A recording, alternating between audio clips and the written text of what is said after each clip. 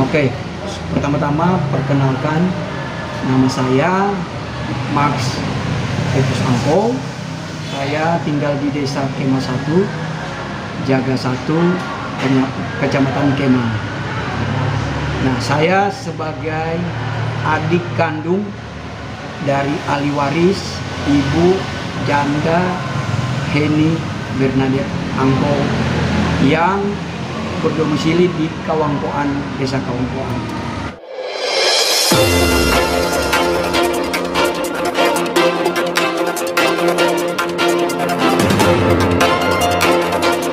Kuasa ahli waris Max Angko minta keadilan kepada Bapak Kapolda Sulut atas oknum mafia tanah di Desa Kawangkoan. Televisi Rakyat Indonesia TVRI TVID Minahasa Utara Desa Kawangkoan memberitakan, Kamis tanggal 16 Maret tahun 2023, lagi-lagi kasus mafia tanah terjadi di Kabupaten Minahasa Utara, tepatnya di Desa Kawangkoan, Kecamatan Kalawak. Konspirasi oknum pelaku diduga mafia tanah. Kasus terlapor inisial AL atas dugaan pemalsuan surat, penggelapan hak dan pengrusakan yang berlokasi di Jalan Kuwil Perkebunan Lahan Manggustang. Menariknya, kasus mafia tanah ini oleh terlapor AL dikatakan kuasa ahli waris Bapak Max Angko berdasarkan data-data keaslian dan data kepemilikan tanah serta lengkap dipegangnya, dan pelapor meminta Kapolda segera mengusut kembali kasus mafia tanah yang dilakukan oleh oknum AL. Berikut wawancaranya. Kecamatan Kalawak. Nah, lokasi tanah ini ada di Desa Kawangkoan, Kecamatan Kalawak. Nah, dalam hal ini kami sudah membuat laporan kepada pihak Polda Sulut tanggal 12 Desember 2014. Kemudian kakak kami diambil BAP oleh penyidik Polda Sulawesi Utara tanggal 19 Januari 2015. Tanggal 21 Januari 2015 keluar surat lidik. Tanggal 9 Juni 2015 diadakan gelar pertama oleh penyidik Polda Sulut yang dihadiri oleh penyidik pembantu, wasidik, dan ekskrim. Hasil daripada gelar pertama itu yaitu ditemukan ada unsur tindak pidana. Kemudian tanggal 16 Juni 2015 kami mendapatkan surat SP2HP yang di dalam surat tersebut ada 3 sangkaan pasal. Yang pertama, pemalsuan surat, yang kedua, penggelapan hak, dan yang ketiga, pengrusakan. Setelah keluar SP2HP ini, kurang lebih 8-9 bulan stuck kasus kami, terhenti. Kemungkinan ya ada unsur keterlambatan yang ada sedikit, kami menilai ada unsur kesengajaan atau keberpihakan. Dan pada akhirnya di bulan April 2016 kami mencoba melakukan pra-peradilan, dan melalui pra-peradilan itu pada tanggal 26 April 2016 bunyi keputusannya salah satunya seperti berikut, di mana memerintahkan kepada termohon, dalam hal ini Polda Sulawesi Utara, untuk segera menindaklanjuti ke tingkat kejaksaan dan serta menetapkan tersangkanya.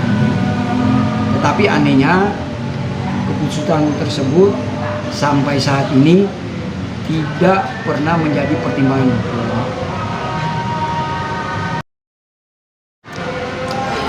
Dan pada akhirnya sampai saat ini kami masih terus mencari rasa keadilan, karena kami sebagai masyarakat yang menjadi korban daripada mafia tanah ini, oknum ini, kami belum mendapatkan dengan pengaduan-pengaduan yang kami lakukan.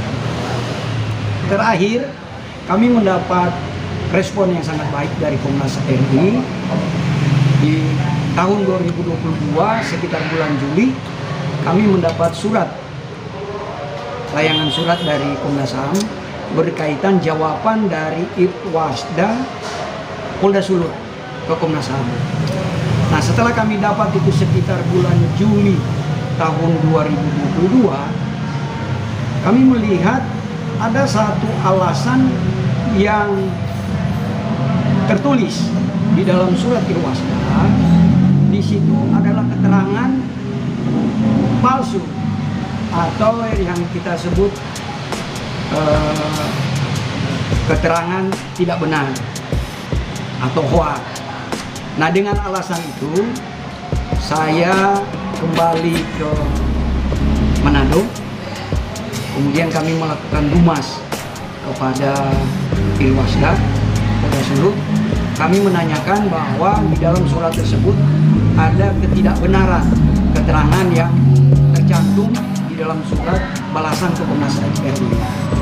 Setelah kami dapatkan surat dari Irwasda, ternyata penyidik Polda Sulut sudah mengeluarkan SP3 tertanggal 28 September 2022 yang narasinya atau keterangannya juga palsu, yang kami anggap hoax karena mereka memutarbalikan bukti fakta hukum dengan menuduh bahwa surat pembagian tertanggal 30 Oktober 82 itu adalah milik pelapor. Padahal surat tersebut secara legalitas itu adalah alat bukti terlapor yang mereka pergunakan di perdata. Ada bukti otentiknya, ada.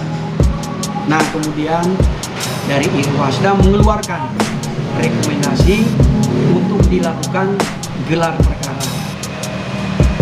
Di samping itu juga saya di tahun 2022 juga buat dumas ke Karopropaminal Mabes Polri dan direspon secara baik, sehingga Propaminal Propam Polda Sulut memanggil saya untuk meminta keterangan serta bukti-bukti kelengkapan surat yang ada pada kami untuk mereka teliti.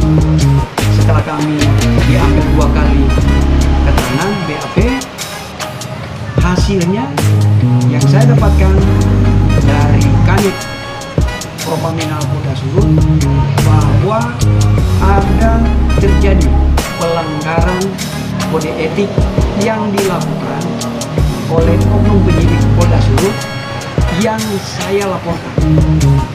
Pelanggaran kode etik bagi kami orang masyarakat biasa menganggap kalau ada pelanggaran kode etik artinya di situ ada unsur obstruction of justice, menghalangi penegakan hukum atau merintangi hukum, atau ada keperbiakan. Dan itu memang benar kami melihatnya. Nah, dengan 2 rekomendasi itu dilakukanlah gelar perkara pada tanggal yang dijadwalkan pertama 30 Januari 2023 tetapi batal, kemudian diskedulkan 2 Februari 2023 juga dibatalkan, dan yang ketiga 6 Februari 2023. Hasil daripada gelar perkara itu, kami melihat satu gelar perkara yang cukup aneh, karena ternyata SP3 yang dikeluarkan oleh penyidik tanggal 28 September 2023 yang narasinya, alasannya yang hoax atau tidak benar itu malah dikuatkan oleh Wasidik Polda Sulut. Nah, ini yang kami merasa kami dirugikan dengan bukti-bukti otentik yang sebenarnya bukan bukti kami. Nah, segala upaya yang kami sudah lakukan sampai sekarang ini, kami minta kepada pihak-pihak Polda Sulut maupun Pak Kapolri untuk bisa kami didapatkan rasa keadilan. Nah, secara data kami waktu gelar perkara itu kami sudah mengeluarkan bukti kami. Tetapi yang anehnya, ini sangat aneh. 6 kali dilakukan gelar perkara sampai tanggal 6 Februari yang kemarin, si penyidik maupun si terlapor atau yang saya sebutkan mafia tanah ini tidak pernah memperlihatkan di dalam ruang sidang bukti otentik mereka. Nah, ini yang menjadi aneh kami. Izin, kalau menurut data-data asli yang sudah Bapak kumpul, Ya, di segi apa dan apa-apa saja yang menurut Bapak palsu? oke. Jadi bukti yang dia pakai ini oleh si terlapor ini, yaitu saudara Arnold Mentor, dia memalsukan ada 4 surat. Yang pertama surat pembagian 30 Oktober 82. Di situ dia memalsukan tanda tangan pemerintah desa, stempel pemerintah desa, kemudian kakak ipar saya Yan Cetiko Alu, mereka palsukan. Itu yang pertama. Yang kedua di kwitansi, mereka palsukan juga. Kwitansi yang anehnya di perdata tertanggal 30 Juni 89. Di pidana 30 Juni 86. Belum lagi kejanggalan-kejanggalan yang lain yang terdapat di kwitansi. Itu. Kemudian dia terbitkan register desa yang dugaan kami palsu. Karena begitu banyak kejanggalan, tidak ada tanggal, bulan, tahun, contohnya tidak ada nama desa, provinsi, kabupaten maupun nama desanya situ, tidak ada surat ukur dan lain-lain. Dan kalau menurut kwitansi 30 Juni 86. Tapi anehnya register desa ini baru dibuat tanggal 11 bulan 10 2018. Dan masih banyak kejanggalannya. Kemudian lagi dia terbitkan akte hibah. Nah, akte hibah ini lebih parah lagi kejanggalan yang mereka lakukan. Jadi di situ ada pemerintah desa yang sebagai pejabat di tahun 2006 yang tertanggal 27 Oktober mereka cantumkan surat itu dibuat, ternyata dia berbeda dengan di surat keterangan tanah tidak bermasalah. Padahal dia sudah tidak menjadi pejabat hukum tua. Dan anehnya di surat akte hibah tanda tangan mereka asli. Tetapi di surat keterangan yang dikeluarkan oleh desa nama yang sama tetapi tanda tangannya dipalsukan. Dan tidak ada stempel.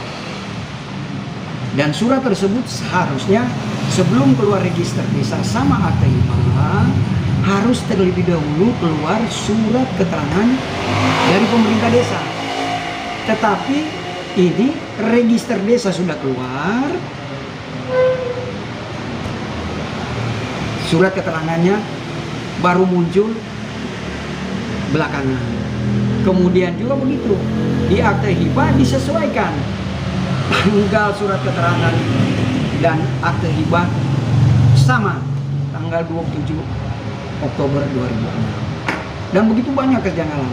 Tetapi bagi kami, apa yang dilakukan oleh oknum terlapor ini atau yang saya sebutkan mafia tanah, hal mereka palsukan kwitansi, register desa, akte hibah atau surat keterangan tanah tidak bermasalah itu bagi pihak mafia tanah itu hal biasa. Yang luar biasa yang mereka lakukan itu ada mereka membuat atau memalsukan stempel cap Pengadilan Negeri Air Madidi. Itu yang pertama. Kemudian tanggal, bulan, tahun surat itu tidak pernah tercatat di Pengadilan Negeri Air Madidi. Nomor registrasi. Jadi setiap kali kita mau legalisasi surat, karena harus ada nomor registrasi. Ternyata nomor yang mereka pakai 1175 di dalam buku register Pengadilan Negeri Air Madidi hanya sampai 184 nomor dalam 1 tahun, dalam kurun 1 tahun. Artinya ini 2 palsu. Nah, yang lebih parah lagi, mereka mencatut nama panitra, tanda tangan. Padahal nama panitra Pak Handri Mamudi SH itu di tahun 2017-2018 sudah pindah ke pengadilan negeri lain. Tetapi mereka catut namanya dan tanda tangan. Nah, saya sudah mendapatkan surat keterangan pengakuan dari Pengadilan Negeri Air Madidi yang ditandatangani oleh pihak Ketua Panitra Pengadilan Negeri Air Madidi tertanggal 7 Februari 2022. Ada sama kami surat asli. Dan harapan kami kepada Pak Kapolda maupun Pak Kapolri, ini adalah salah satu bentuk masyarakat untuk mencari rasa keadilan, sekaligus apa yang dikatakan oleh Bapak Kapolri untuk mengembalikan nama baik institusi Polri ya ada juga di dalam kasus kami ini. Karena bagi kami di Polda sendiri masih ada hal-hal oknum-oknum yang nakal di dalam penanganan kasus kami. Karena sudah jelas-jelas kasus kami ini unsur obstruction of justice ada di dalamnya. Dan kami berani untuk mengadu data dengan pihak lawan kami. Kami berani, Pak, karena kami punya bukti-bukti otentik, lengkap, asli ada semua. Jadi kira-kira itu kami minta kepada pihak Pak Kapolda, Polri untuk dapat